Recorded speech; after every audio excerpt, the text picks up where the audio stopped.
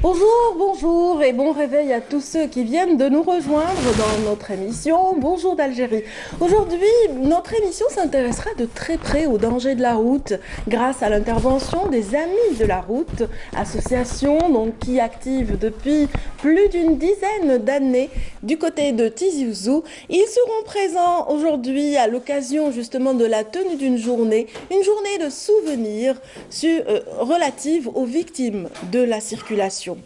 Dans cette matinale, nous aurons le plaisir aussi de retrouver Nassiba Jaïdir qui reçoit aujourd'hui un artiste remarquable. Il s'agit d'Arzq El Arbi, donc un artiste, je dirais plasticien surtout, qui expose actuellement à la galerie Espaco. Donc le détail autour de cette exposition, ce sera dans un petit moment avec l'artiste lui-même et puis Nassiba Jaïdir dans la rubrique Mosaïque. Ce matin, dans Bonjour d'Algérie, nous aurons le plaisir également de recevoir encore une fois le docteur Wassila Lekhel. Docteur Wassila Lekhel, ce matin, s'intéresse de très près à l'hygiène dans les cantines scolaires. On verra un petit peu l'importance du sujet par rapport à la santé publique dans un moment avec notre invité. Puis, bien sûr, n'oublions pas qu'aujourd'hui, nous avons aussi l'occasion de recevoir le directeur général de l'aménagement et de l'attractivité du territoire. C'est dans l'espace News dirigé par Nejma Harash qui s'intéresse de très près aujourd'hui au développement des zones frontalières, j'allais dire territoriales. Voilà qui est dit, madame et monsieur, par rapport à la composante de Bonjour d'Algérie, l'essentiel un petit peu du programme de ce matin. J'espère que vous apprécierez, surtout que tout de suite vient Mina Abed pour un point météo.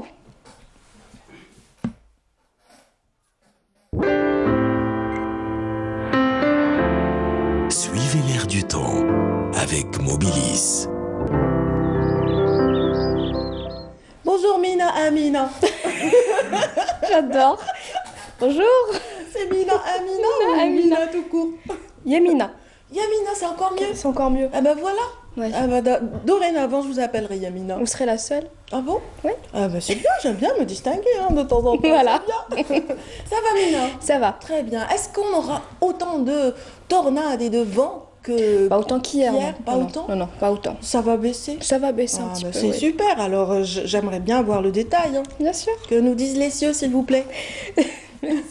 Merci beaucoup, mesdames, mesdemoiselles, messieurs. Bonjour et très bon réveil. Eh bien, cette matinée sera marquée par quelques nuages bas sur l'ensemble des régions côtières. Le ciel restera dégagé à partiellement voilé sur la partie ouest. Quelques passages nuageux sur le centre. Ça va se dissiper petit à petit à partir de l'après-midi. Mais en revanche, sur la partie est, le ciel restera toujours couvert avec quelques pluies en journée, des vents plutôt forts, des vents d'ouest à nord-ouest de 40 à 50 km/h, pouvant atteindre parfois les 60 km/h, notamment sur les régions côtières. Sur la partie sud, eh bien, le ciel restera partiellement voilé. Sur le sud-ouest, les oasis dégagées. Sur le reste des régions sahariennes, les températures de cet après-midi, eh bien, on notera sur la moitié nord 20 degrés à Tlemcen, 19 degrés du côté d'Oran, ainsi qu'à Alger, 16 degrés à Tizi Ouzou, 17 à Annaba, 11 degrés à Sétif, 20 degrés à Ghardaïa, 17 à Béchar, 24 degrés à Tindouf, 26 à Adrar, à Ain Salah et enfin 34 degrés. Ce sera la maximale à Bord du Mourtar et à Ngazam. On passe tout de suite à l'Europe. Pour aujourd'hui, eh bien, on notera un ciel plutôt couvert avec des averses à Paris, Londres, Dublin, de la neige du côté de Berne et puis un ciel plutôt nuageux à Varsovie, Prague, Rome. Côté Mercure, on notera 9 degrés à Londres, 7 degrés seulement à Paris, 13 à Bordeaux, 16 à Lisbonne, 3 degrés à Budapest ainsi qu'à Berne, 14 à Rome, moins 4 degrés à Oslo, moins 2 degrés à Helsinki, enfin 19 à Athènes. Place tout de suite à l'éphéméride et puis pour plus d'informations, le site de Météo Algérie reste à votre entière disposition, les www.meteo.dz. Très bonne matinée et à tout à l'heure midi.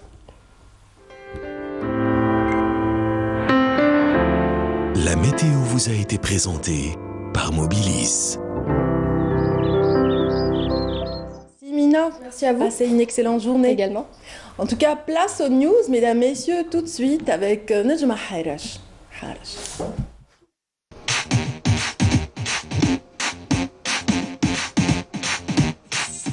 Bonjour Radia, bonjour à tous. Dans l'actualité, donc hier à Msila, l'Union nationale des paysans algériens a célébré le 44e anniversaire de sa création, une célébration marquée par le message du président de la République Abdelaziz Bouteflika, lu en son nom par le ministre de l'Agriculture Abdelkader Bouazgui. Donc le chef de l'État, à cette occasion, a commencé par rendre hommage et à se recueillir à la mémoire des Chouhada, en remémoration de l'héroïsme des paysans algériens dans nos campagnes d'Ouar. Et donc Abdelaziz Bouteflika rappelle à cette occasion l'adoption en 2000 du PNDA, Plan national du développement agricole, dont le but était d'encadrer la relance de l'agriculture, d'encourager les agriculteurs et les éleveurs et d'impliquer davantage l'initiative privée à travers la mise en valeur des terres et de l'investissement. Ma rencontre avec les agriculteurs en février 2009 à Biskra Dira, le président de la République, avait été une occasion pour rectifier le tir en adoptant des méthodes innovantes à travers, entre autres, un réaménagement des priorités et l'adoption d'une approche plus efficace avec la mobilisation des moyens de sa mise en œuvre, son suivi et son évaluation. C'est là même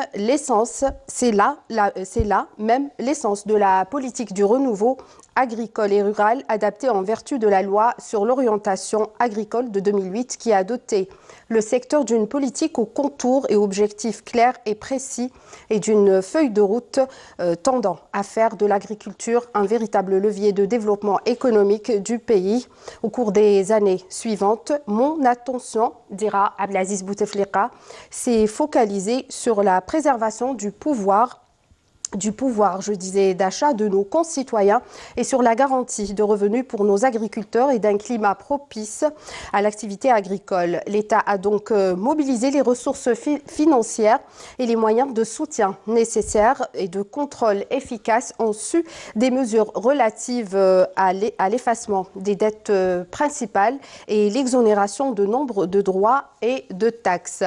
Ces mesures ont induit l'amélioration, selon le président de la République, des indicateurs de l'agriculture qui représentent désormais plus de 12% du PIB avec un taux de croissance de plus de 3%.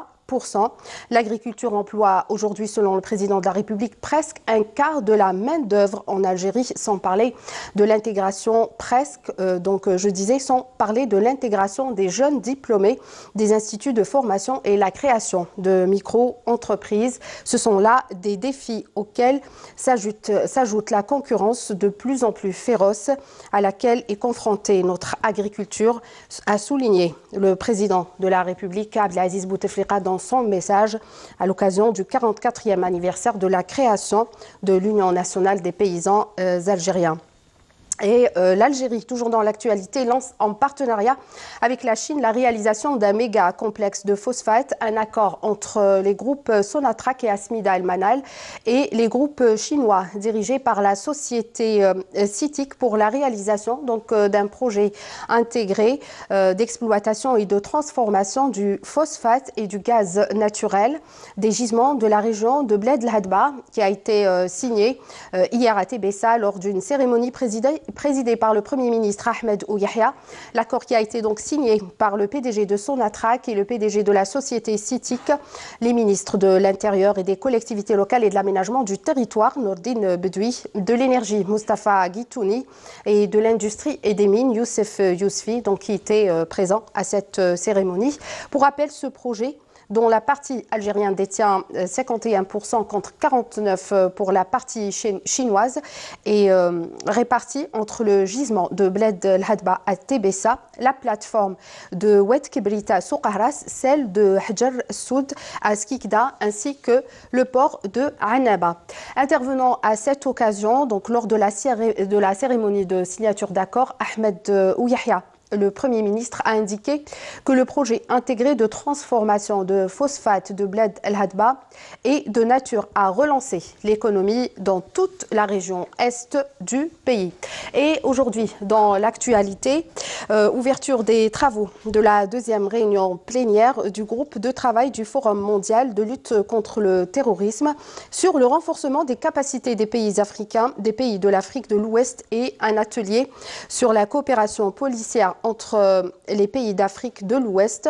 Donc la cérémonie d'ouverture des travaux de ces rencontres qui s'étaleront sur 3 jours et s'inscrivant dans le cadre des activités du GCTF dont l'Algérie est membre fondateur sera présidé par le ministre des Affaires étrangères Abdelkader Messahel. Et à Mascara, aujourd'hui, ouverture du colloque international de l'émir Abdelkader El-Jazairi entre les deux rives. Donc, c'est le thème de cette rencontre organisée à l'université de Mascara à l'occasion du 186e anniversaire de l'allégeance du fondateur de l'État algérien moderne. La rencontre traitera de 5 thématiques, abordera donc des études historiques et des aspects soufis, philosophiques et militaire de l'émir. Donc à Mascara aussi est prévue la visite donc du ministre de la Culture, Azdine Mehoubi, qui procédera à l'ouverture de ce colloque international.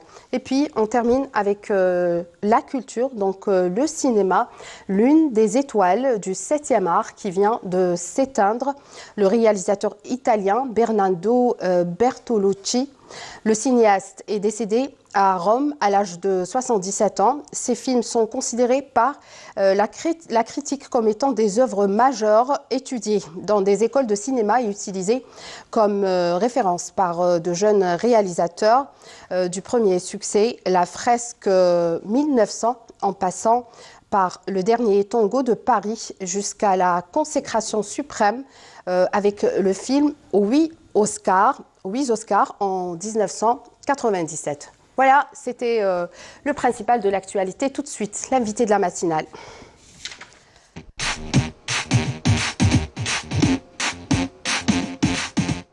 Alors, j'ai le plaisir de recevoir Monsieur Medjid Saada. Vous êtes directeur général d'aménagement aménagement et attractivité du territoire au niveau du ministère de l'Intérieur. Bienvenue à vous. Donc, comme je le disais tout à l'heure, lancement hier d'un méga projet au niveau de TBSA d'exploitation et de transformation des mines de phosphate. Donc, un investissement colossal de 6 milliards de dollars réalisé grâce à un partenariat algéro-chinois. On parlait donc il n'y a pas longtemps, un sujet toujours d'actualité, le développement des zones frontalières. Donc, dites-nous, Monsieur Saada, selon vous, quel impact socio-économique à l'occasion du lancement de ce méga projet? Bonjour, c'est vrai que hier il y a eu le lancement de ce méga projet de phosphate dans la wilaya de Tébessa. C'est le projet qui rentre dans le cadre de la stratégie nationale en matière d'aménagement du territoire et de développement des zones frontalières et du programme décidé par son Excellence Monsieur le Président de la République par rapport à ces espaces.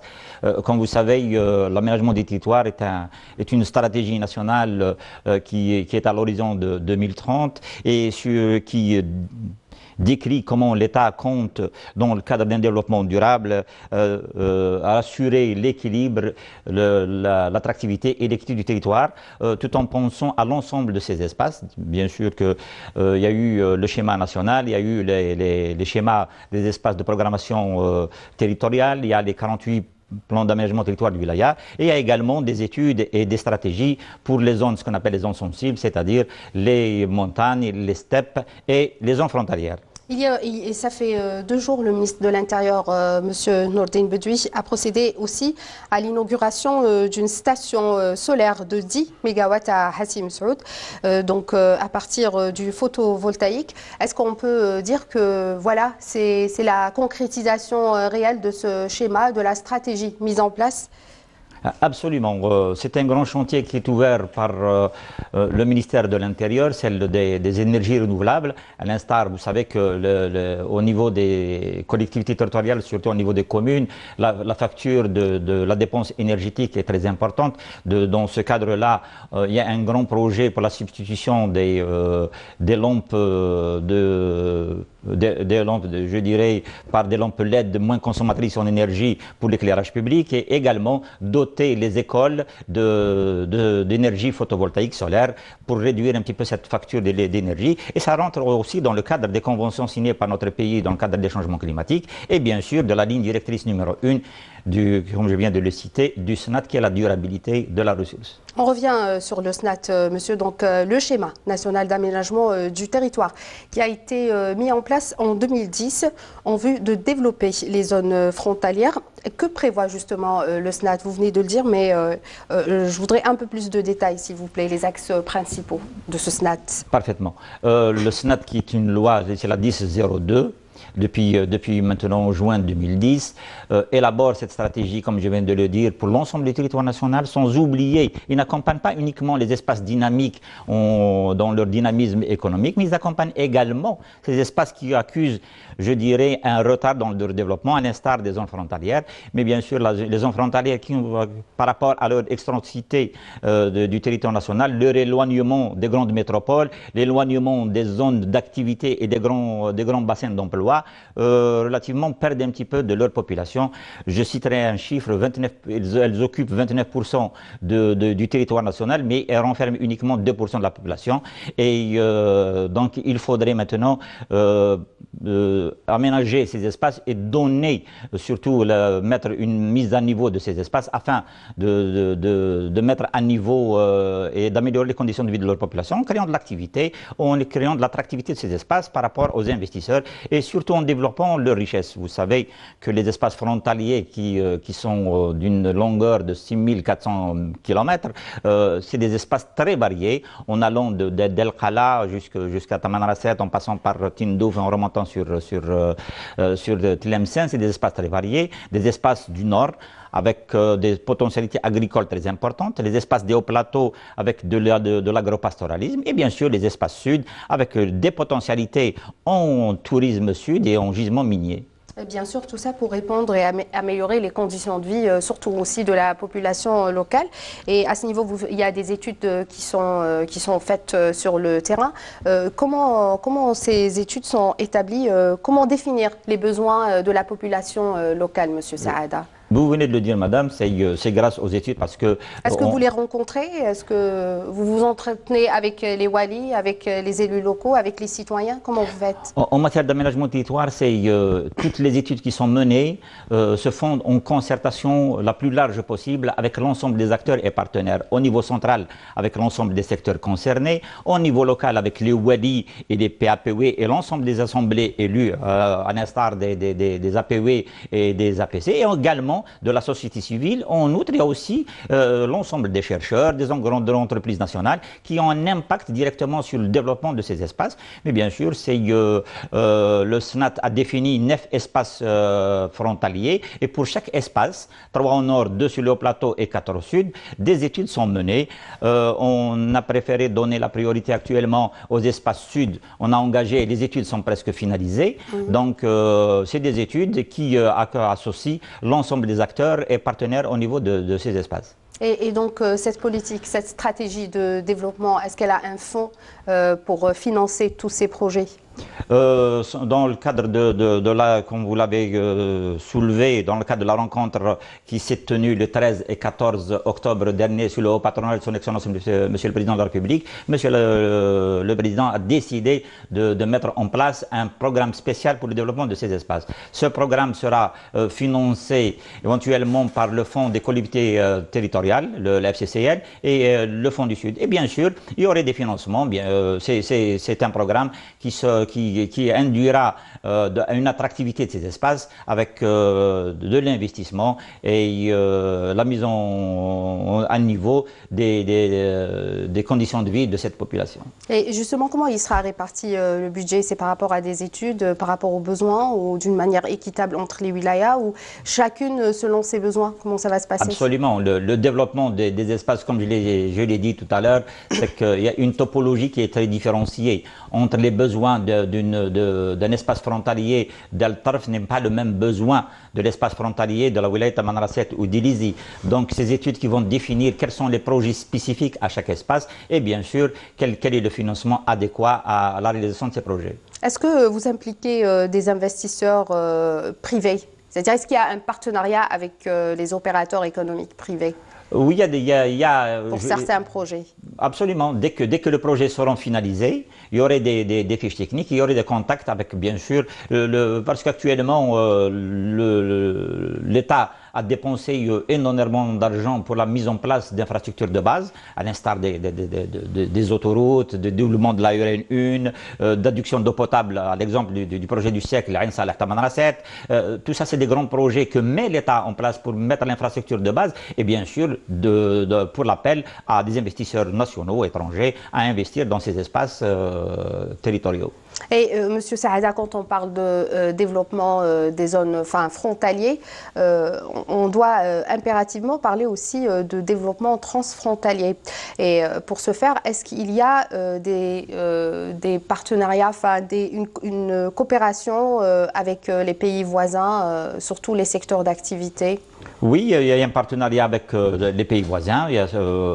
En octobre dernier, Monsieur le ministre de l'Intérieur, des collectivités locales et de l'aménagement territoire a été avec un ensemble de Wali de la région Est à la frontière tunisienne. Et il y a eu une réunion qui s'est tenue avec leur homologue gouverneur tunisien dans le cadre du développement de ces wilayas frontalières avec la Tunisie, dans le cadre économique. Qu'est-ce qu'on peut retenir de cette rencontre de notre ministre? Oui, c'est la mise en cohérence des visions par rapport à certaines problématiques frontalières, à l'exemple de développement économique, j'ai dit, la gestion par exemple des risques majeurs, les passages transfrontaliers, le développement touristique.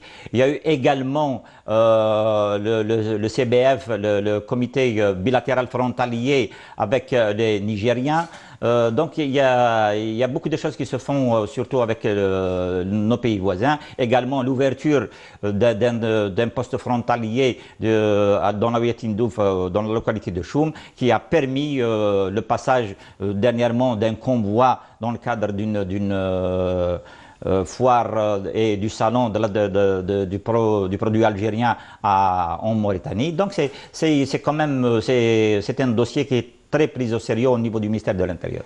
Justement, on revient sur la réunion, les journées qui se sont déroulées à Alger, organisées par le ministère pour le développement des zones frontalières, où le ministre de l'Intérieur avait affirmé que le développement de ces zones est devenu une nécessité absolue pour la stabilité du pays et qu'aujourd'hui, il fallait absolument impliquer le citoyen, la société civile aux côtés pour consolider les efforts de l'armée nationale populaire. Est-ce qu'on doit comprendre que le développement, je veux dire, une stabilité économique pour assurer et préserver la stabilité de nos frontières?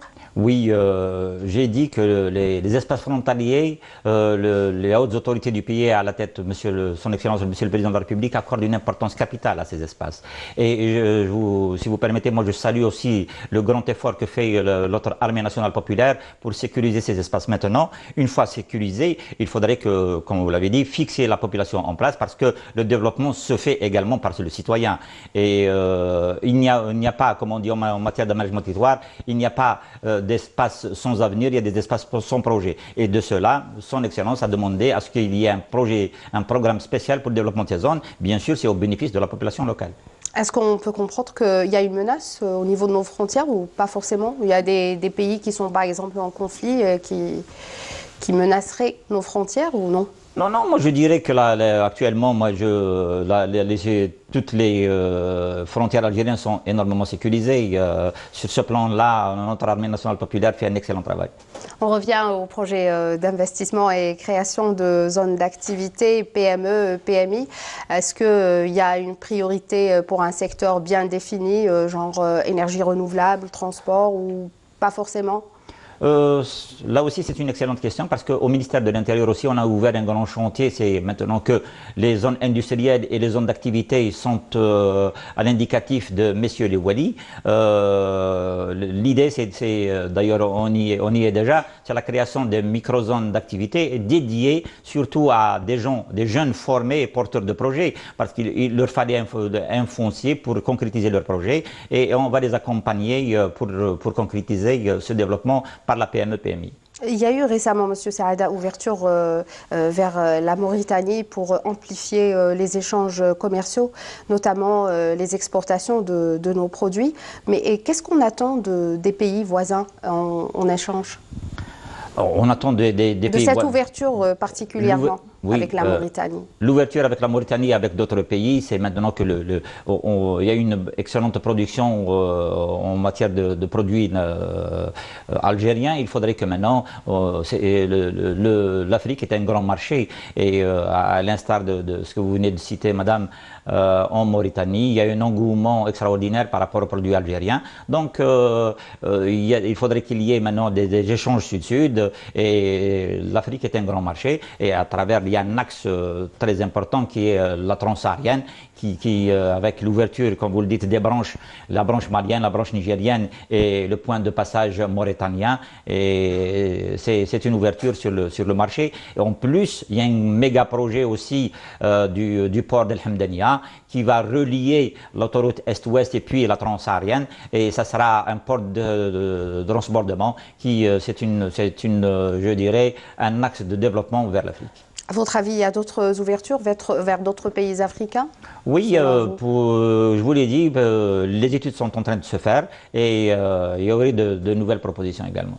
Peut-être une Afrique sans frontières du tout? On le souhaite. Inch'Allah. Nous sommes aussi, Monsieur Saada, à la veille d'un grand événement, celui de demain, donc rencontre Wali-gouvernement.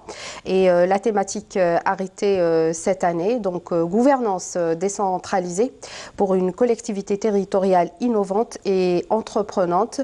Est-ce qu'on doit comprendre que qu'il y aura plus de prérogatives pour nos Wali pour améliorer le climat des affaires Oui, vous me donnez l'occasion de parler de l'événement qui va se concrétiser demain, Inch'Allah. C'est au niveau d'Alger, la réunion gouvernement Wali. C'est l'occasion ou jamais de réunir l'ensemble des parties prenantes par rapport au développement des collectivités territoriales que sont la wilaya et la commune. Et là, bien sûr, je dirais, c'est le sujet de l'heure, c'est la décentralisation qui est concrétisée par la Constitution et donner plus de prérogatives au Wali et au PAPC. À l'instar, je l'ai cité tout à l'heure, c'est le foncier industriel qui est maintenant le Wali peut aménager et développer des espaces dédiés à l'industrie, alors qu'auparavant, ces zones industrielles étaient l'apanage d'un secteur et il fallait du temps parce que les dossiers étaient déposés au niveau des wilayats qui remontaient vers la centrale et ça prenait du temps. Donc l'investisseur peut-être le dossier n'était pas vu l'importance aussi de nombre de dossiers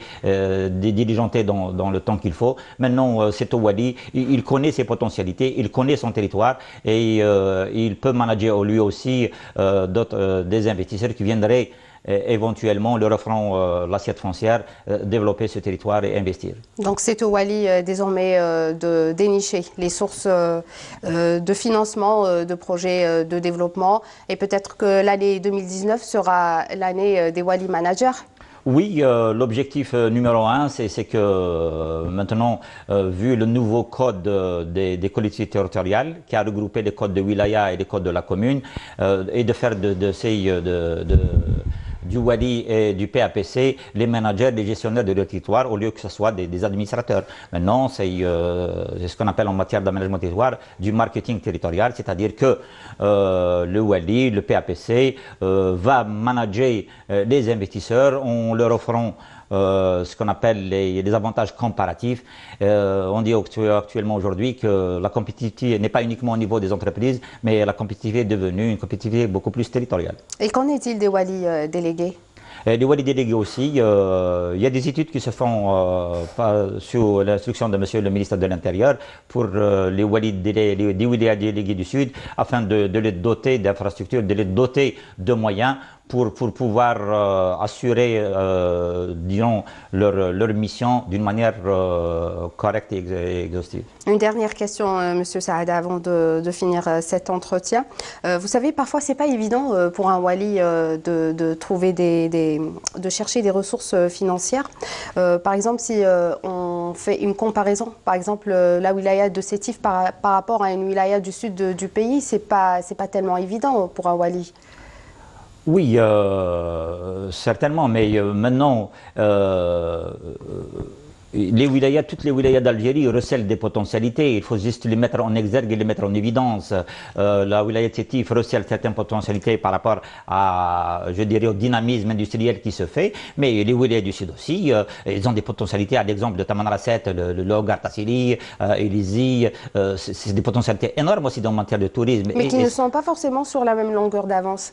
Oui, mais là aussi, c'est au Wali, c'est l'ingéniosité du Wali qui doit y aller chercher l'investisseur et, comme je l'ai dit tout à l'heure, offrir des conditions de l'investissement pour ces espaces. Parce que au niveau peut-être de la wilaya de Sétif, il y a de l'investissement qui est déjà mis en place, mais beaucoup de gisements miniers, à l'instar de ce qu'on venait de dire tout à l'heure au niveau de Tébessa, beaucoup de gisements miniers qui ne sont pas encore exploités et qui feraient la richesse de beaucoup de wilayas. Comme à Tindouf, par exemple. Voilà. En tout cas, merci d'avoir accepté notre invitation, Monsieur Saada. Ça a été un plaisir de vous avoir avec nous ce matin sur ce plateau. Je vous retrouve demain à partir du CIC ou Palais des Nations. Palais des Nations. Palais des Nations pour l'événement Rencontre Wali Gouvernement. C'est à vous, Radia.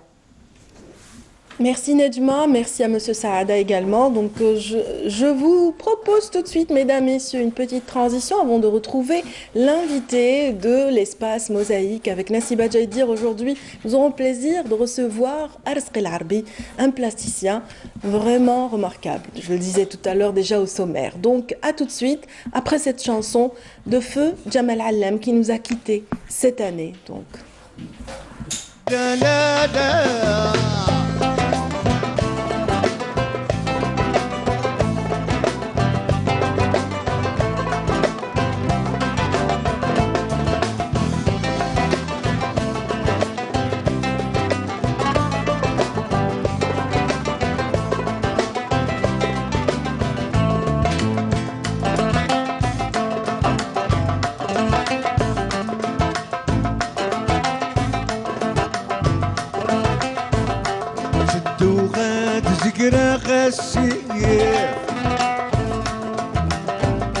وكذا غيسة والحملة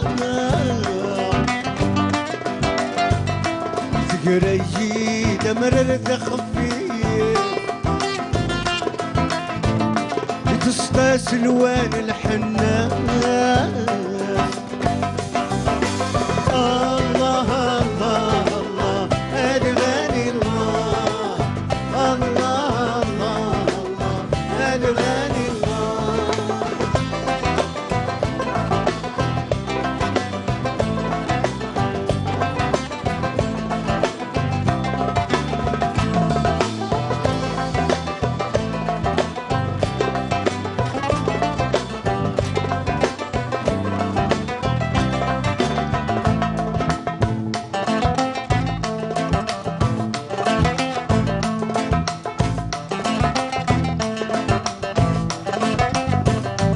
السادي حنبل نصه السم ساغف زايد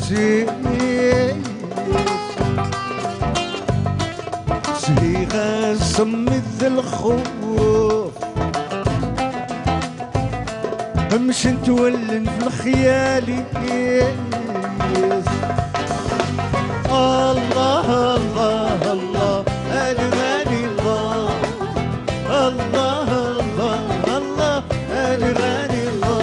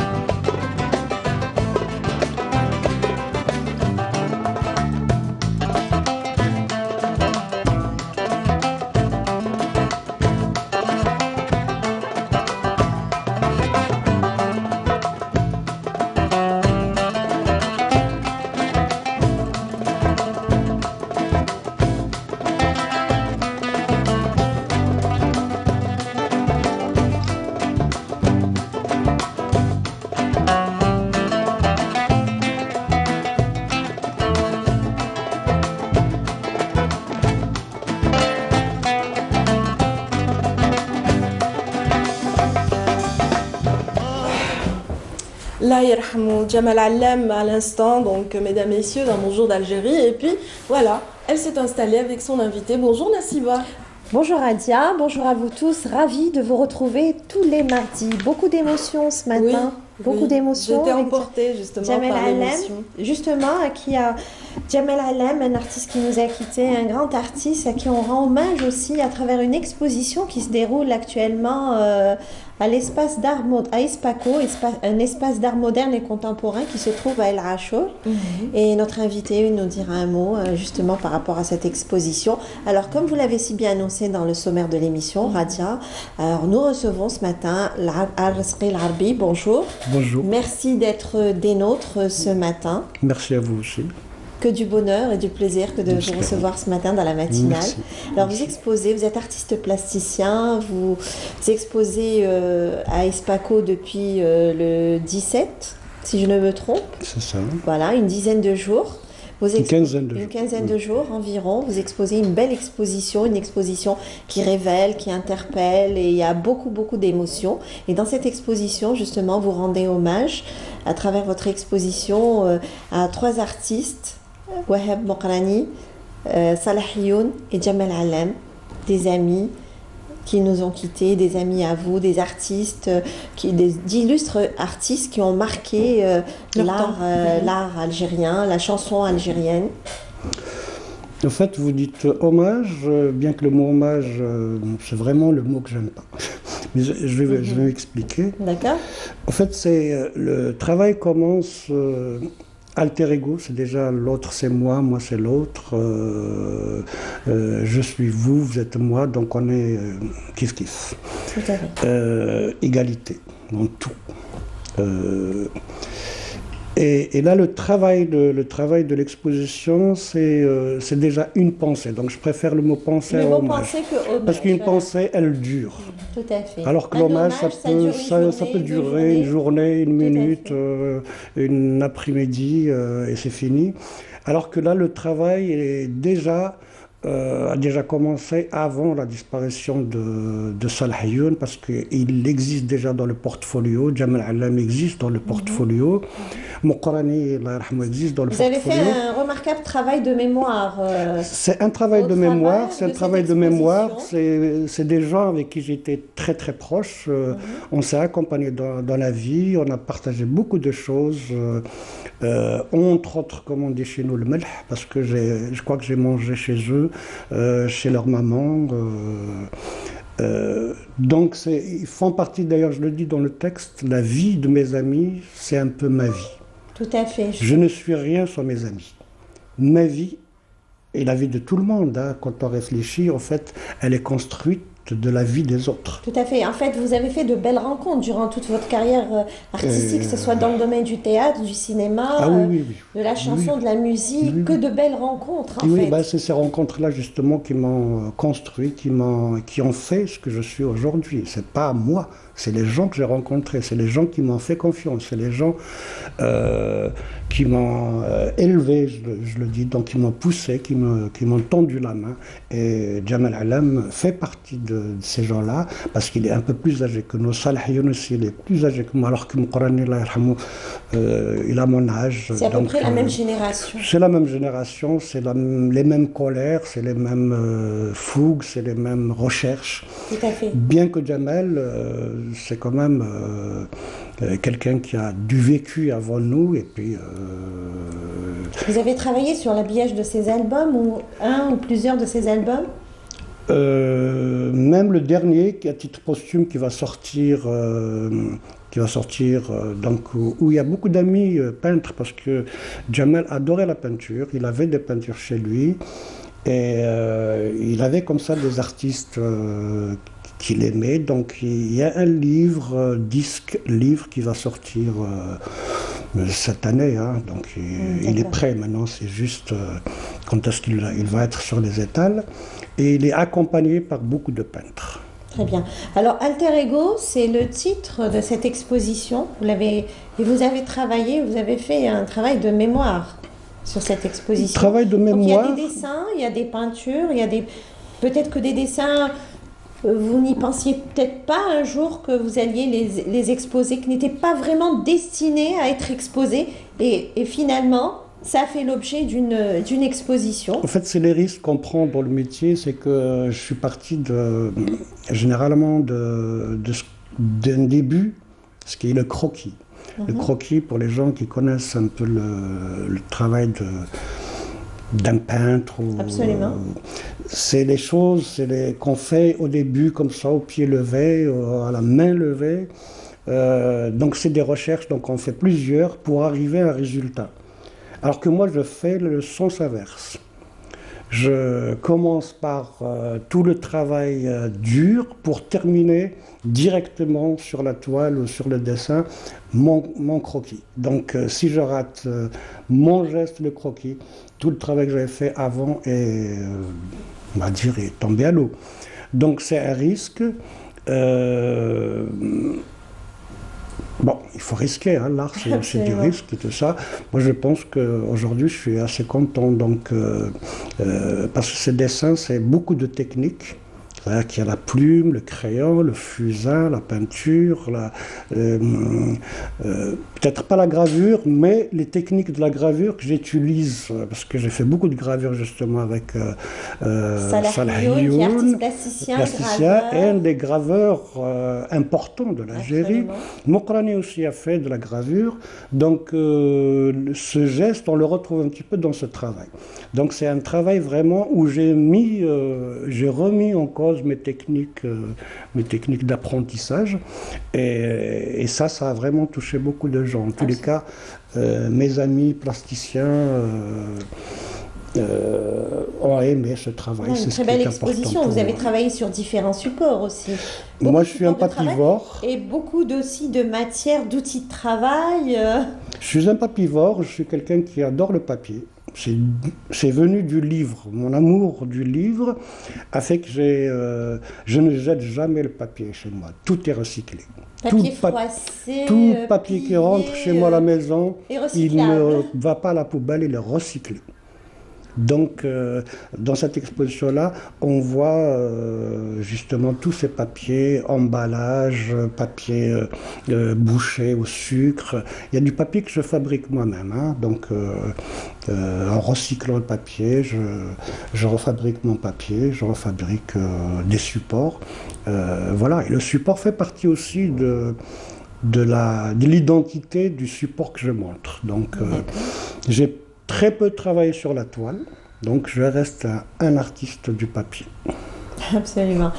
Nous allons découvrir cette exposition, Radia. On va se faire plaisir et découvrir cette exposition qui se déroule actuellement à Espaco, une exposition signée par l'artiste plasticien Al-Srelabi.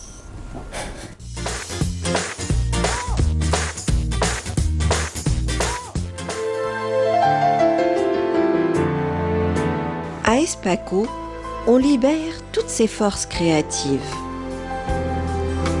Cet espace d'art moderne et contemporain accueille l'artiste plasticien Larbi Erzqi. Alter Ego, c'est le titre de cette exposition. Une exposition qui nous donne à contempler des dessins réalisés à l'encre de Chine, au crayon, feutre ou fusain. Des dessins qui n'étaient pas destinés à être exposés. Aujourd'hui, de concert avec la galerie, l'artiste nous les offre en partage. L'artiste travaille en fonction du temps. C'est comme si il tenait son journal intime, attentif à tout ce qui l'entoure et réfléchissant au monde dans lequel il vit, il explore le dessin. Il l'explore avec un regard contemporain. Guidé par sa ferveur artistique, il s'est fait le serment, nous dit-il, de réaliser 1 millier de dessins. Des dessins comme pensée permanente et non comme un hommage d'un jour. À moitié du chemin, Erzqi Larbi nous offre en partage sa passion. La galerie met à l'honneur le dessin. L'auteur de cette exposition nous fait bel et bien découvrir la diversité de cette technique. Au-delà du papier et du crayon ou d'autres outils de travail, vision, réflexion et questionnement sont en bonne communion. Alter Ego, une exposition qui révèle et interpelle. Cet artiste au parcours artistique riche et imposant nous dévoile bien des émotions. Dans ce champ d'expression, Larbi Erzqi projette sa pensée. Il utilise différents supports et outils de travail. Les œuvres exposées affichent une certaine liberté du geste, une force du trait et un haut niveau technique. Des œuvres qui semblent exprimer ce que les mots ne disent pas. Dans cette exposition, où l'on sent une grande intériorité, Erzqi Larbi rend hommage à ses amis. Salahiyoun, Jamel Allam et Wahab Mokrani, des artistes qui ont tiré leur révérence. Ces illustres artistes resteront toujours présents dans nos cœurs et nos mémoires. Des émotions à partager dans cet espace qui s'ouvre à toutes les aventures créatrices.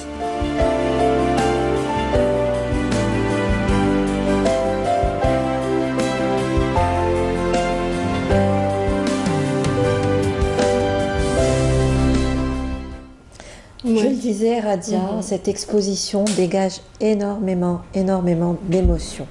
Je pense que c'est l'avis de tous ceux et celles qui sont passés voir cette exposition à Erzqi Larbi, qui nous a énormément touchés. Ça me touche aussi de savoir, c'est vrai que le jour du vernissage, il y a cette émotion qui était partagée par tout le monde.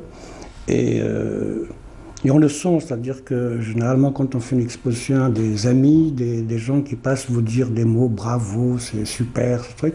Mais cette fois-ci, c'était pas ces mots-là, c'était un mot, c'est émouvant. C'est de l'émotion, c'est le truc. Donc là, en parlant, j'ai de l'émotion. Tout à fait, je l'ai senti parce que je suis venue seule, sans l'équipe, le jour du vernissage. Et je suis venue une deuxième fois avec mon équipe pour filmer l'exposition. Et je l'ai d'autant plus ressenti. Et c'est ça, je pense que l'art, en tous les cas, moi qui touche un petit peu au cinéma, au théâtre,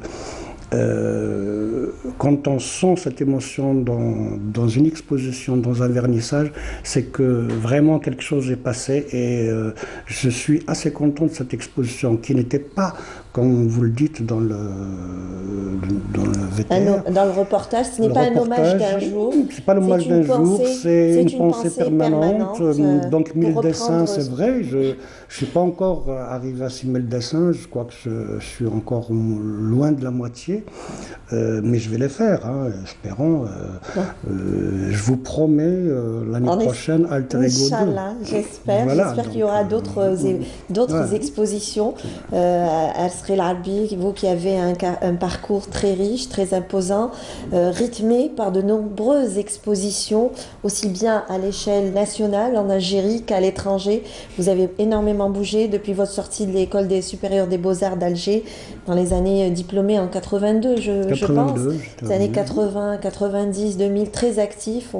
Là, on vous appelle, vous avez toujours répondu présent, très très actif et présent par votre présence, toujours présent avec vos idées. Ça bouillonne énormément, toujours dans votre esprit.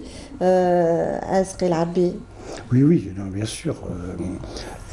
Quand on est un artiste, on est obligé d'être... parce que l'artiste d'aujourd'hui, l'artiste contemporain, c'est pas l'artiste d'avant qui attend l'inspiration. Absolument. Il a des moments de travail. L'artiste contemporain, c'est lui qui provoque l'inspiration. Et qui réagit. Il va à l'usine chaque matin. Hein, donc c'est comme n'importe quel travailleur, il va vers son travail, il commence et après les choses viennent. Hein. C'est pas du tout attendre les moments où on est bien pour travailler parce que ça peut Il faut durer. dire que le monde bouge beaucoup aussi. Donc on est pris par il bouge beaucoup et puis il y a de nouveaux matériaux, il y a de nouveaux... donc il faut vraiment trouver sa place dans cette dynamique contemporaine. Une belle dynamique artistique, oui. Rythmée aussi par de très belles rencontres. Vous êtes aussi, on le rappelle, vous êtes dans la scénographie, décorateur scénographie, vous avez été présent aux côtés de grands noms du cinéma algérien, de grandes réalisations, toujours dans le domaine du théâtre, que ce soit dans le domaine du théâtre ou du cinéma aussi, hein. Vous avez marqué de votre empreinte de grandes réalisations cinématographiques, donc de belles rencontres aussi, par ailleurs dans le domaine de la littérature, de la poésie, d'où ce portfolio, je ne sais pas si on peut le revoir côté il est régie. Il est repassé, je pense que ça reviendra encore. Memo Art, alors énormément de photos prises pendant toutes ces longues années. Ce travail, je l'ai commencé quand, en réalité l'idée est venue quand j'étais étudiant. Après, je ne savais pas, à ce moment-là, quand j'étais étudiant, je ne savais pas l'idée de prendre comme ça des amis face profil, un petit peu comme un fichier anthropomorphique et tout ça, mais sans plus. Mais après, l'idée a germé de faire une espèce de panthéon comme ça de mes amis. Je le dis encore, hein, parce qu'il y a, j'adore ce petit exergue justement dans le portfolio de Mohamed Sahaba qui dit je pars et tout mon peuple sur mon dos comme un arbre qui repart à ses racines. Hein. Donc c'est ce que j'ai dit tout à l'heure. On n'est pas seul dans la vie. Si de temps en temps on est courbé, c'est qu'on porte des gens et des gens nous portent. Donc oui, c'est ma mémoire, ce travail-là. Et je le continuerai jusqu'à la fin de ma vie, c'est-à-dire qu'il se terminera quand moi je suis terminé, avec ma mort. Et je vous promets qu'il y a des gens qui disent après vous on va le continuer. Donc c'est extraordinaire que cette mémoire maintenant elle est prise en charge. Ça fait exactement maintenant à peu près 23 ans que je fais ce travail. 23 ans, un magnifique 23 travail. ans que je fais ce travail. Et vous en avez fait un portfolio, Memo Art. Un portfolio avec un texte mémoire, Memo Art. Donc voilà. Et on peut retrouver donc des cinéastes, des écrivains, des peintres, poètes, journalistes, aussi, disons le milieu intellectuel. Le milieu intellectuel. Et ce sont des amis, des rencontres au fil des des rencontres. Il n'y a que des amis là-dedans, c'est-à-dire il n'y a pas des gens que j'ai photographiés parce que... Vous les avez côtoyés de près, côtoyés dans la vie ou dans le travail. Voilà. Donc c'est pas du tout un travail de complaisance, tout au contraire, c'est ma mémoire que je partage. Jusqu'à maintenant, on peut dire qu'il y a à peu près 500 personnes de photographiées. Tout à fait. Donc un travail quand même qui vous a demandé pas mal d'années et que vous allez continuer dans le temps et dans l'espace. Oui, oui. Et les rencontres, que de belles rencontres qui sont en fait très enrichissantes, ces rencontres-là. C'est des rencontres. Voilà, ce genre de belles rencontres, ça enrichit. J'imagine les discussions qui ont dû tourner avec Jamal Allem, par exemple, autour du cinéma. Ça a dû être. Oui, Jamal Allem, on revient, par exemple, c'est ça, comment Jamal Allem voulait se recycler dans le cinéma, parce que la chanson arrive à un certain moment, on n'a plus de répondants sur scène, parce que Jamal Allem, c'est une bête de scène, c'est quelqu'un qui sautille, qui bouge sur scène, et après, à partir d'un certain âge, tu peux pas, donc il voyait venir la chose, en voulant, il a fait un petit film dans lequel j'étais son assistant, et en même temps son chef décorateur, bon public, et Jamal Allem, donc, commençait il voulait faire même des stages, parce que refaire des études de cinéma, c'est beaucoup, mais ça existe, des stages pour comprendre en tous les cas ce que c'est que la réalisation, approcher tout ça. Il avait un projet d'un long métrage dont le scénario est prêt, hein. Il a travaillé avec un ami à lui, Mustapha, un ami de Bougie.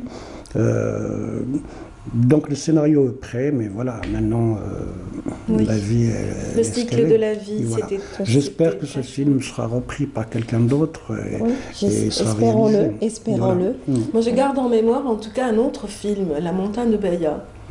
C'était un travail colossal.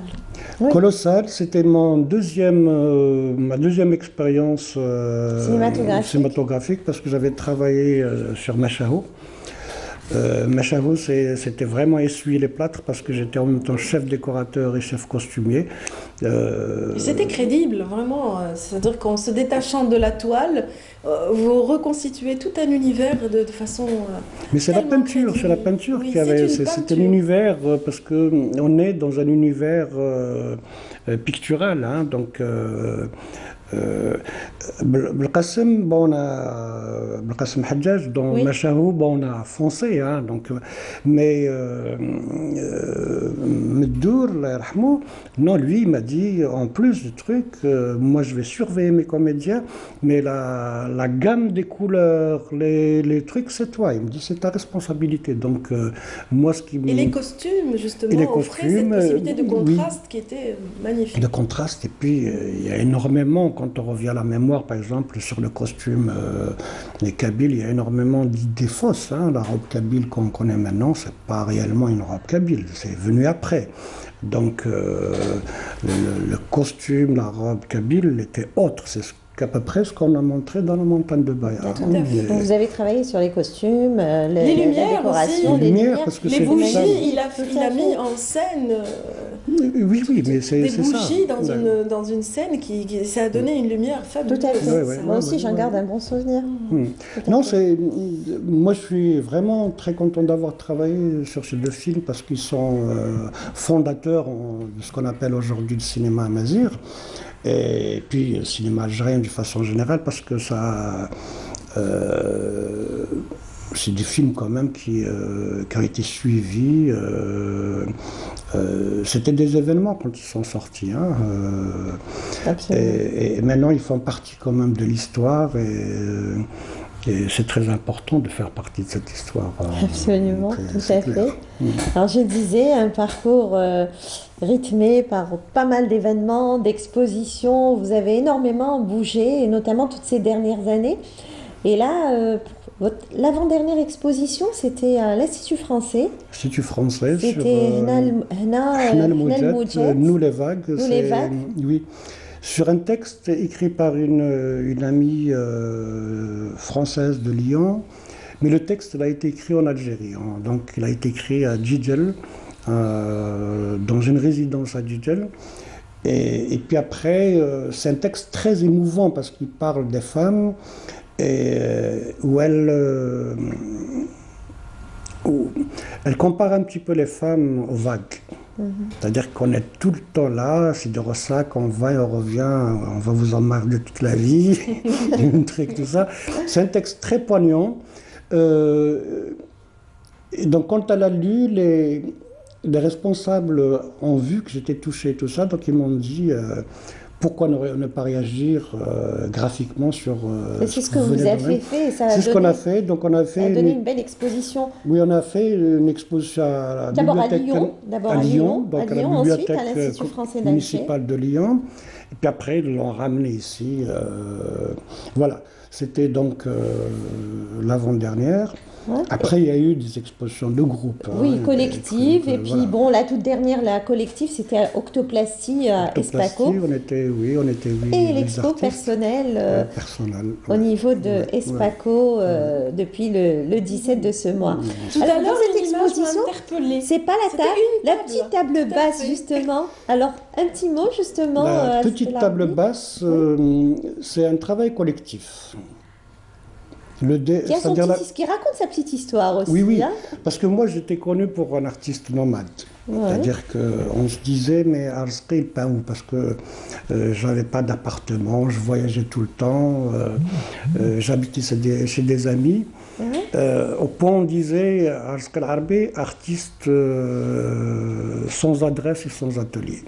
Donc quand j'ai aménagé studio Messonnier, donc, Salah Ayoun, il fallait meubler ce petit studio. Justement, il y a une anecdote dans ce sens. Voilà, il fallait meubler tout ça. On a pensé, moi qui étais un adepte du pliage et tout ça, donc j'avais pris un papier, j'ai plié comme ça un truc. J'ai dit, ça peut faire une belle table.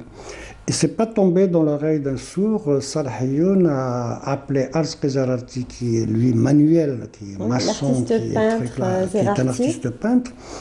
Donc il a repris mon idée.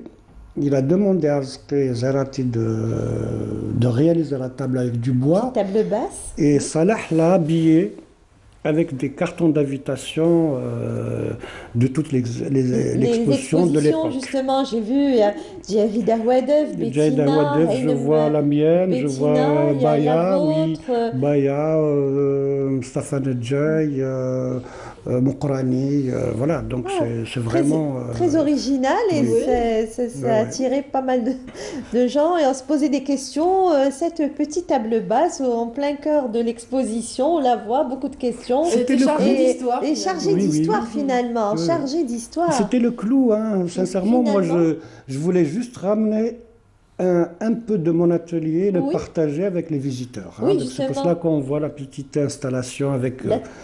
c'est comme ça chez moi. Hein. Donc voilà, vous avez transposé un petit peu une partie de votre atelier. Une partie de mon intimité de l'atelier. Au niveau de l'exposition, on voit vos outils de travail, plein de...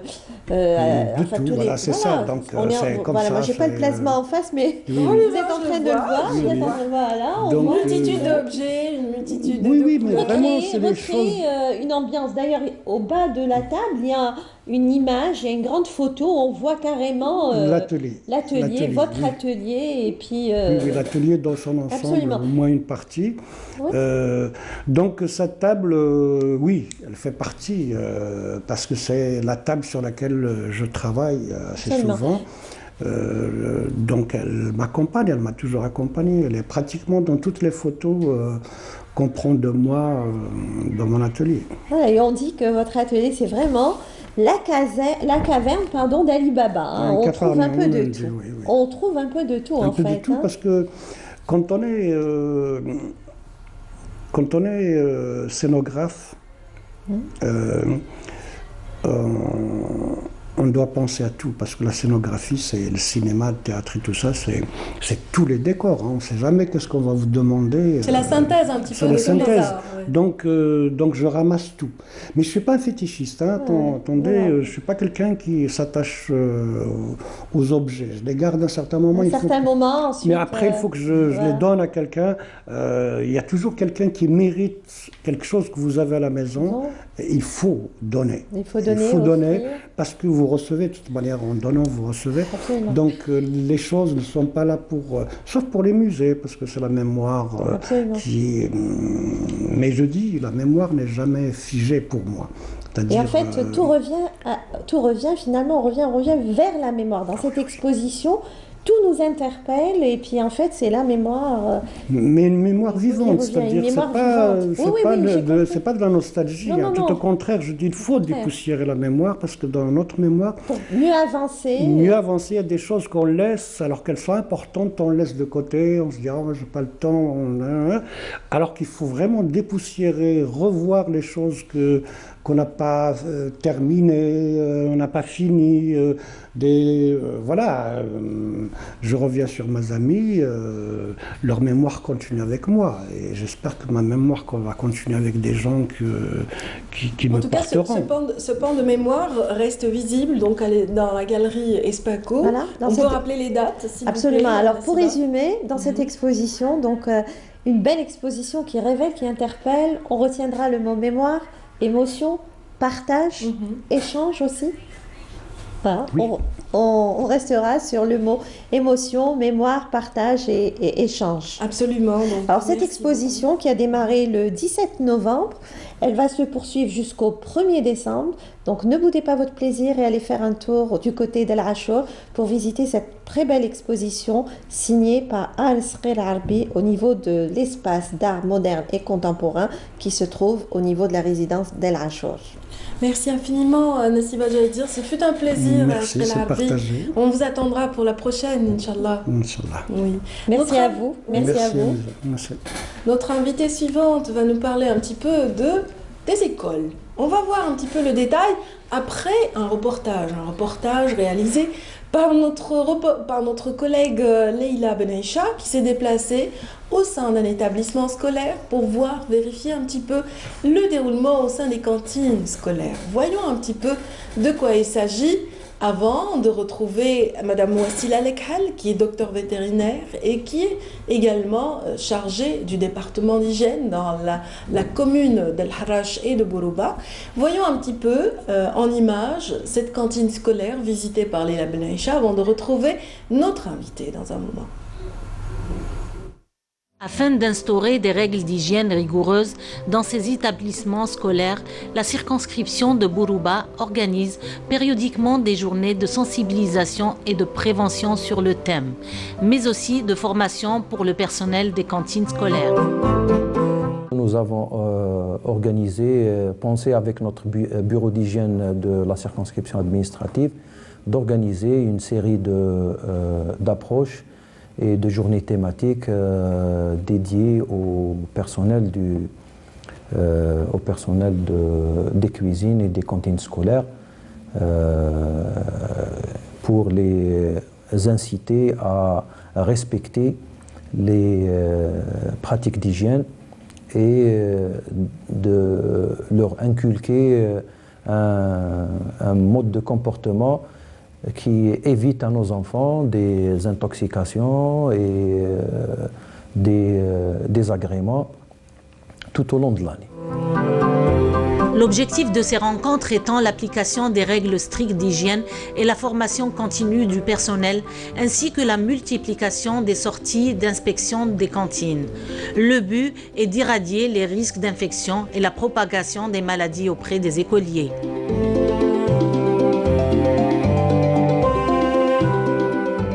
On a l'habitude de faire des inspections routinières et le bureau d'hygiène de la circonscription administrative d'El Harrach et les bureaux d'hygiène des communes qui sont tout le temps là sur le terrain.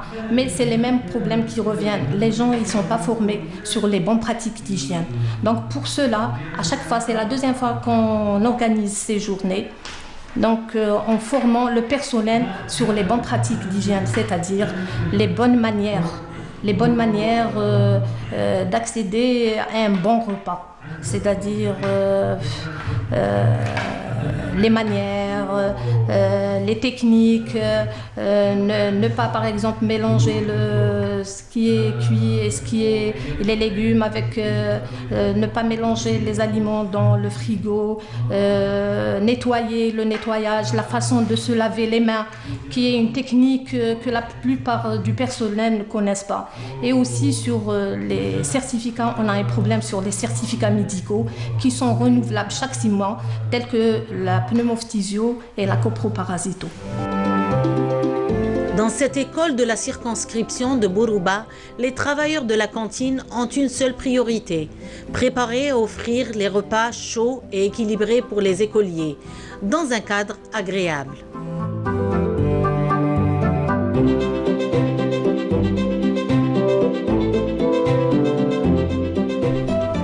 La tâche est plutôt complexe. Elle est soumise au respect des règles sanitaires de la cantine, qui exigent la propreté des lieux et des ustensiles, l'utilisation des détergents et des désinfectants, ainsi que la bonne conservation des aliments.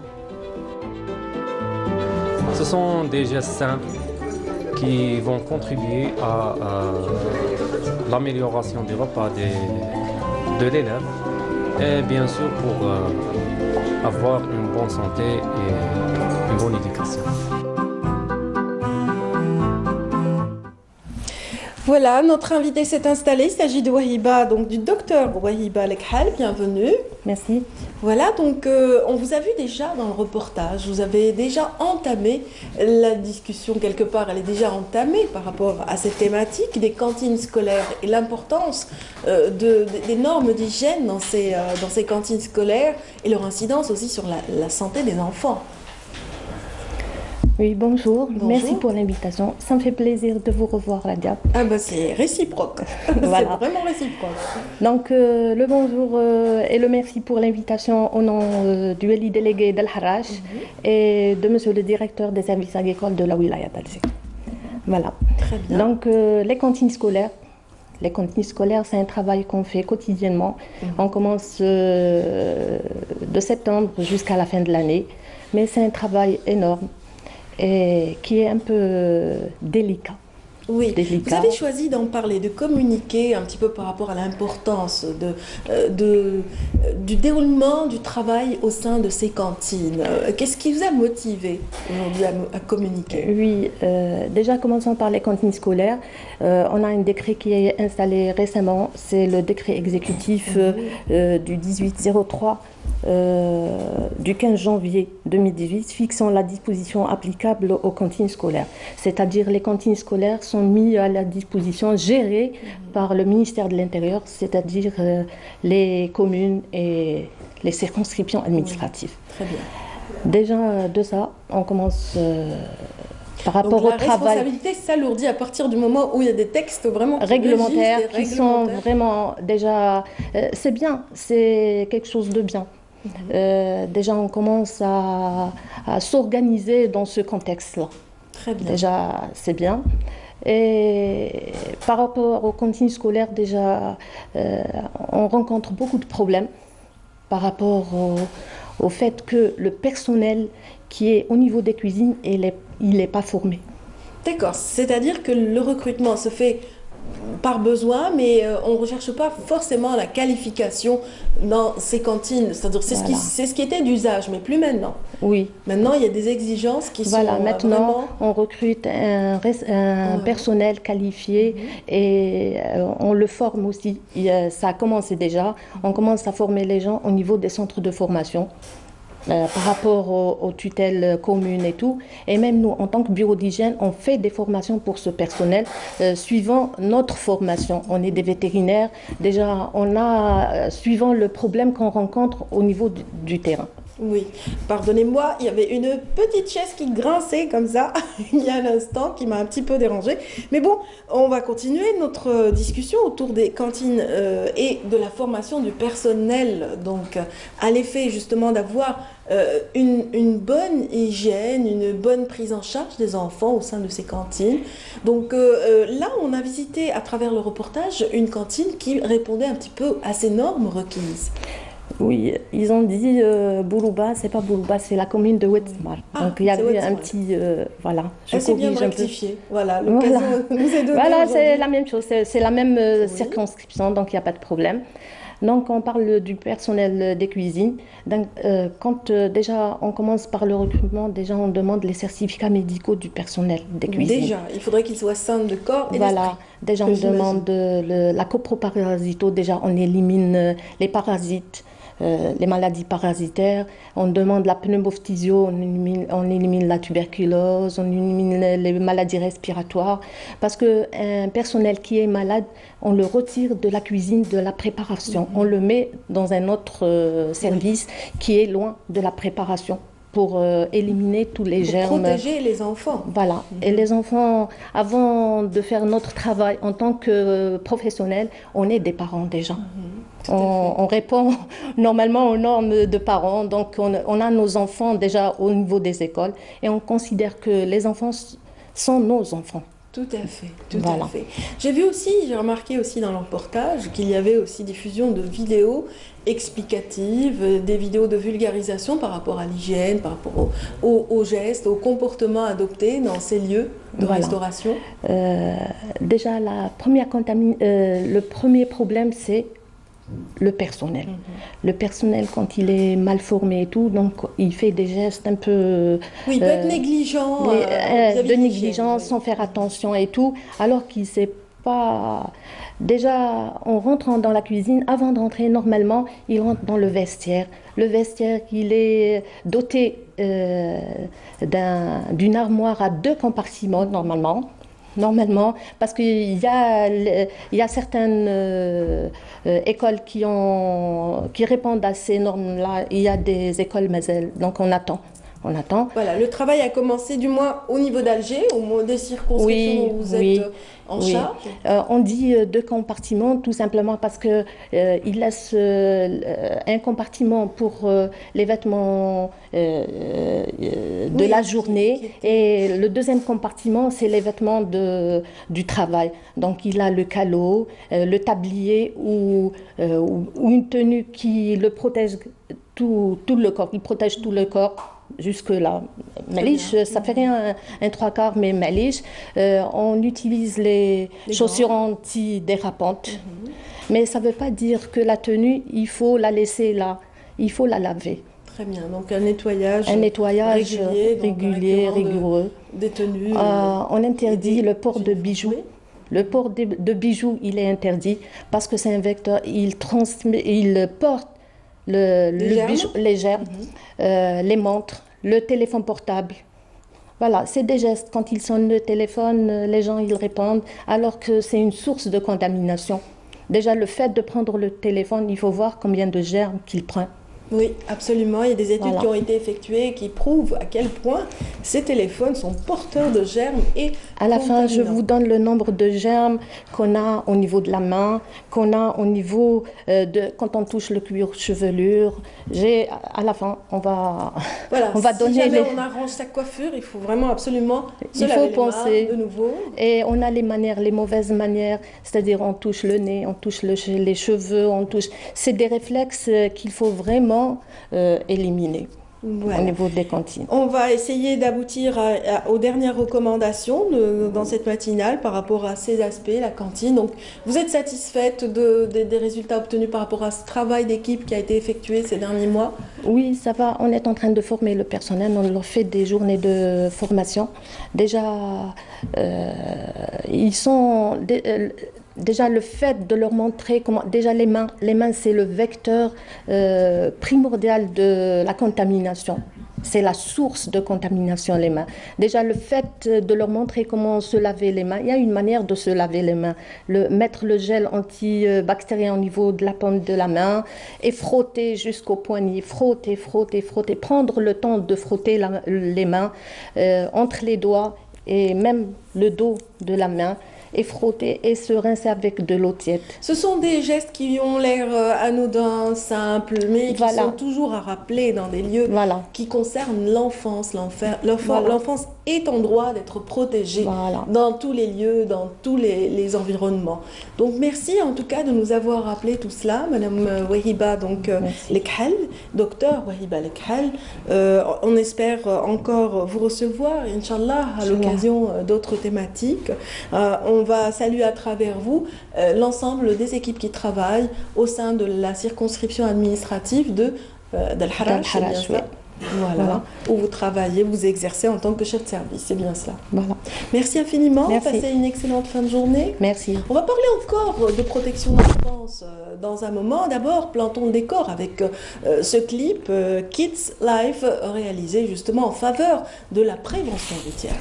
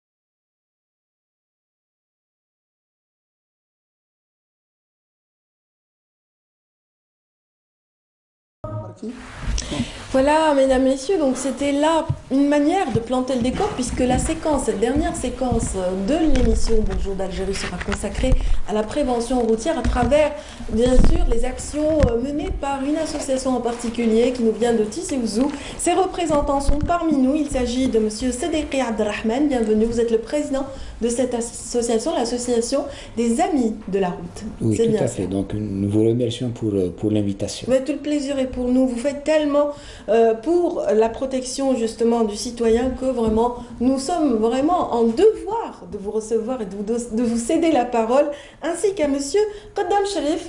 Monsieur Qaddam, vous êtes le vice-président de cette association et voilà, vous me disiez off the record à l'instant que l'association vient tout juste de participer aussi à un effort de sensibilisation dans un autre pays. Tout à fait, donc l'association qui a 14 ans d'existence déjà, créée le 1er juin 2005, et depuis 2007, nous sommes sur le terrain au niveau local, national et international, à travers toutes les rencontres dédiées à la sécurité routière.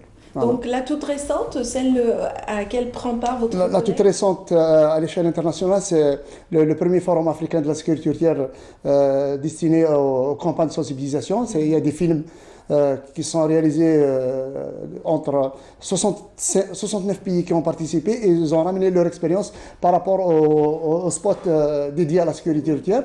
Et la dernière action réalisée au niveau national, c'est une participation dans le cadre de la Commission nationale de sécurité routière de l'Association Touring Club d'Algérie. C'est au niveau de la wilaya de Bel Abbas avec tous les acteurs et les différents acteurs et partenaires de la sécurité routière au niveau national. Très bien. Monsieur Sedeki, donc il est nécessaire aujourd'hui de fédérer les efforts parce que les routes sont devenues meurtrières. Quand elles ne sont pas meurtrières, elles laissent des incidences très apparentes, émotionnellement parlant ou également sur le plan économique. Donc c'est surtout la santé publique qui est touché, n'est-ce pas? Tout à fait. Donc, il faut considérer donc l'accident de circulation en Algérie, c'est un phénomène de santé publique, parce qu'il y a des chiffres. Si on prend les chiffres, 4000 morts par an en Algérie, une moyenne de 12 morts par jour. Sont comptés également donc le nombre de blessés et d'handicapés, avec toutes les conséquences sur le plan humain, sur le plan bien sûr social et sur le plan économique. Il y a des familles, les familles victimes d'un accident de circulation, c'est eux, ils ressentent bien sûr, ils ressentent le mal, et bien sûr, si nous sommes là, nous avons une mission, c'est celle de la prévention et la sensibilisation sur les dangers de la route. Vous venez de le préciser, effectivement, donc le travail de l'association à elle seule, donc il est nécessaire, mais il est insuffisant. Le travail également donc d'autres acteurs, eux seuls, c'est nécessaire, mais il est insuffisant. Il est insuffisant dans le sens où il faudrait conjuguer tous les efforts dans le cadre d'une approche, une approche qui doit être concertée, une approche qui doit être orientée vers des objectifs. Depuis, donc, comme vient de le préciser donc, mon ami Chérif, donc depuis 2005, nous travaillons dans le domaine de la sensibilisation sur les accidents de la route, en essayant de toucher les piliers essentiels de cet effort de sensibilisation. Le pilier, si je prends le pilier de sensibilisation et d'information du public, il y a également le post-management de la sécurité routière, il y a l'axe à la qualité des infrastructures routières et des aménagements, qu'il s'agit d'aménagements au milieu urbain ou au milieu rural. Il y a également le poste d'éducation bien sûr, à la sécurité, à la prévention routière au niveau des établissements scolaires et au niveau des établissements de jeunes. Il y a aussi l'axe du post-accident avec bien sûr les acteurs qui interviennent, soit la protection civile et également les services d'urgence et de traitement des malades au niveau des hôpitaux. Justement, c'est-à-dire que vous parliez justement à l'instant de tous ces acteurs post-accident. Les Nations Unies se sont penchées aussi sur la question, ont voulu leur rendre hommage, ont voulu aussi être à l'écoute des besoins, justement, d'écoute de toutes ces victimes qui sont endeuillées ou éventuellement, c'est-à-dire qui souffrent d'une douleur quelconque ou d'un handicap quelconque. Donc, les Nations Unies, depuis 2005, ont instauré, donc à travers l'Assemblée générale de cette institution mondiale, donc une journée qui est consacrée aux victimes, aux souvenirs des victimes des accidents de la route. Tout à fait. Donc, comme vous venez de le préciser depuis 2005, mais elle s'inscrit également dans une vision donc, de long terme. Il y a la Disney de l'action de la sécurité routière 2011, bien sûr, 2021.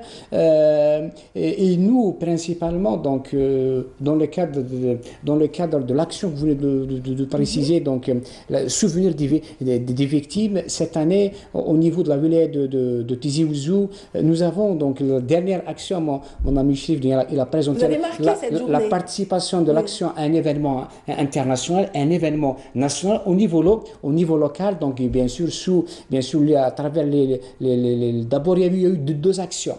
Il y a donc le dimanche, c'était le dimanche récent, nous avons participé à célébrer cette journée, la journée mondiale du souvenir des victimes, qui coïncidait cette année, donc c'était le 18 novembre, qui coïncide avec également la journée de souvenir des victimes africaines. Cela veut dire sous bien sûr l'encadrement de la direction des transports. Nous avons participé à ces deux journées. La journée du 18 qui est la journée mondiale des souvenirs des victimes. Oui, des gerbes de fleurs ont été déposées à la place de la bougie. Des gerbes de fleurs et surtout des prises de parole pour rappeler, parce qu'il faut, on doit aujourd'hui ce qu'on ressent sur le terrain, même s'il y a des efforts qui sont fournis, il y a des résultats. Il y a des résultats si on prend le chiffre en matière de nombre d'accidents, même si la gravité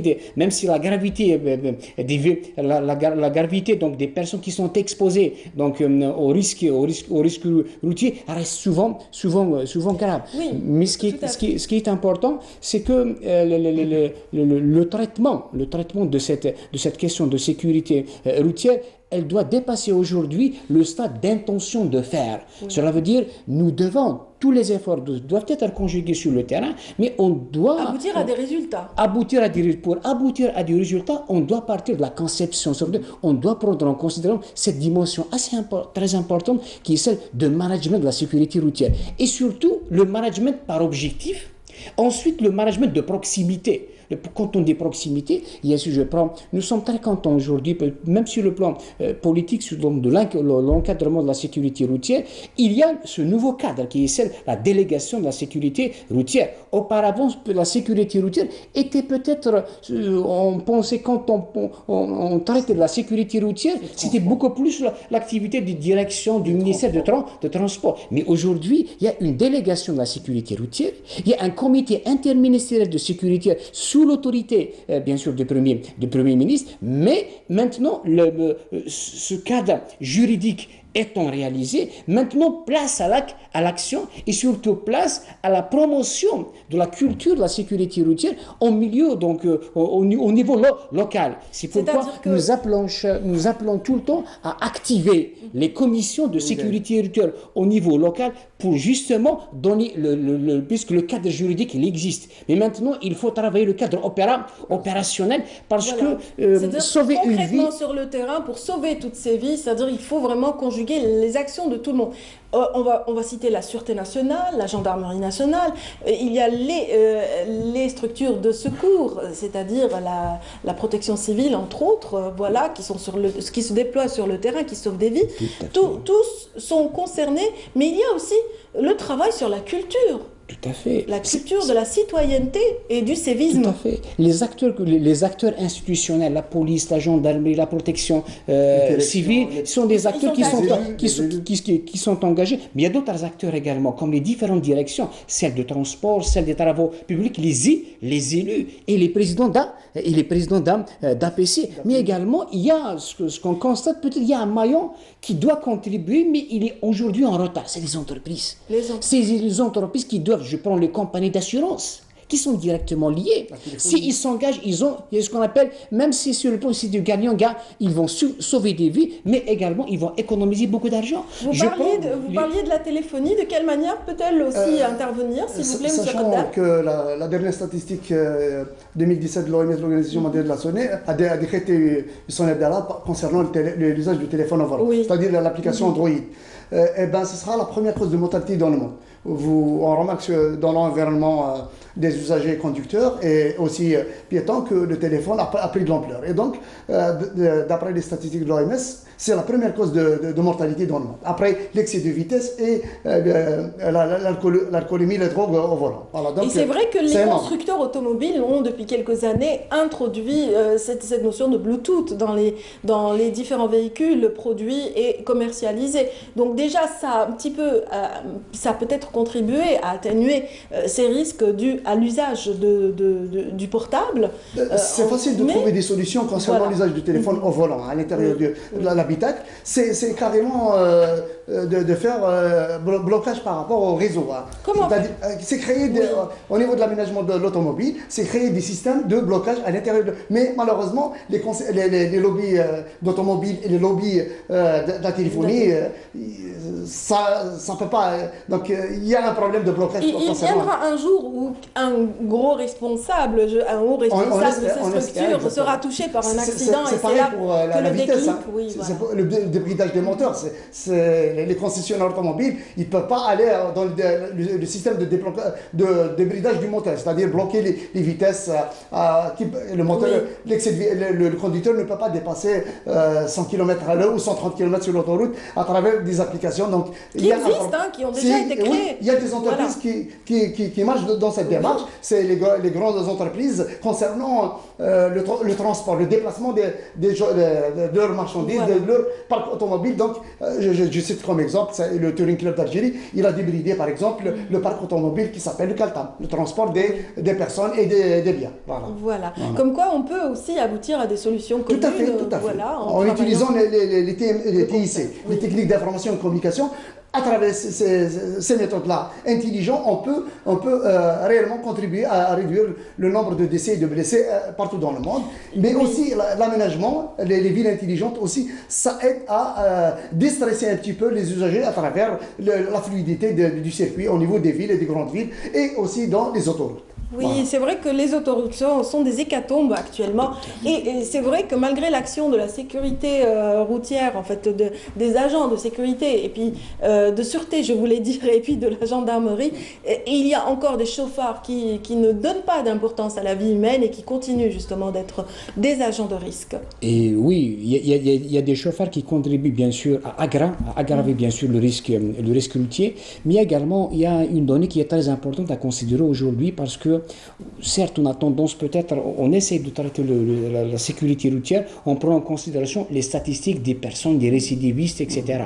Mais il y a peut-être une donnée très importante. Il y a le chauffeur qui respecte le code de la route.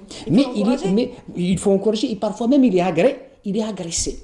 C'est un chauffeur, parfois il est agressé par d'autres chauffeurs, mais également il est agressé parfois par la qualité des aménagements. Vous prenez par exemple une absence d'une signalisation horizontale, un chauffeur qui respecte le code de la route, mais parfois il trouve également que les lignes continues, les lignes discontinues peut-être, donc on ne peut pas dire qu'il y a absence, mais il y a peut-être manque.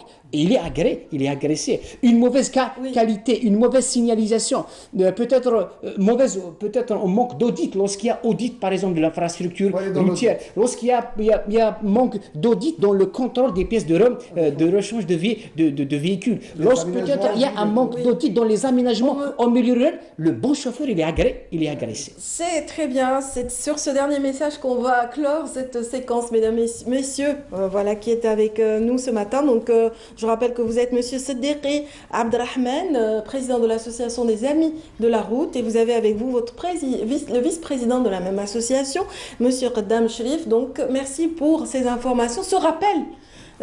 Vraiment cet appel aussi au civisme et justement au respect de la circulation et puis des vies humaines justement sur nos routes. Merci infiniment messieurs et passez je vous souhaite un bon voyage de retour vers Tizi Ouzou. Merci également à vous qui êtes avec nous ce matin.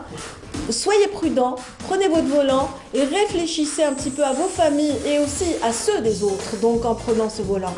Merci infiniment encore d'avoir été avec nous ce matin. Rendez-vous est pris pour demain avec Amel Laribi. Amel, l'ennemi, je dis bien, donc pour le meilleur de l'actualité en matinale. À très bientôt.